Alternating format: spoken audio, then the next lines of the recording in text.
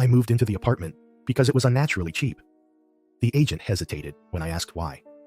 Soundproofing isn't great, he said, forcing a smile. I didn't think much of it. In this city, silence is a luxury no one can afford. The first night, I heard it. It was around 1 in the morning, that thin space between sleep and waking when a sound slipped into my awareness. Breathing. Slow, deliberate, coming from inside the wall. I opened my eyes at once. The room was still, the air heavy. I sat up and pressed my ear against the wall. The sound stopped. Pipes, I muttered. Old buildings make noise. The second night, it returned. This time it was closer, too close. I could hear a faint tremor in each breath, as if whoever was breathing was trying not to be heard. I knocked on the wall. The breathing cut off instantly, like something holding its breath.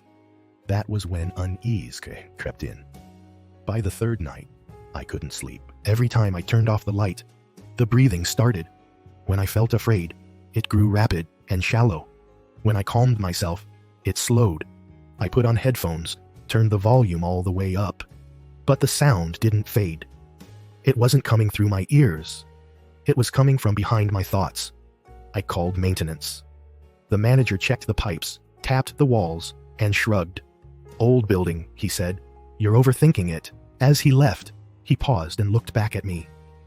You been sleeping okay lately? Before I could answer, he was gone. The fourth night, the breathing changed. There was whispering now. Not words, just breath, shaped like language. As if someone behind the wall was practicing how to speak. Rehearsing a voice they'd forgotten how to use, I snapped. I grabbed a hammer and began breaking the wall apart. Dust filled the air.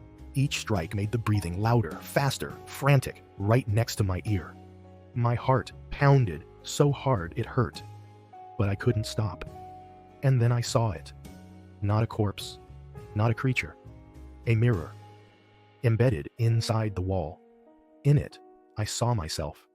Gaunt, hollow-eyed, lips parted, breathing. The sound I'd been hearing. Behind the mirror was a yellowed document, psychological evaluation record name. My name, notes. Patient exhibits severe dissociative symptoms, frequently perceives own breathing as originating from external sources, particularly inside walls.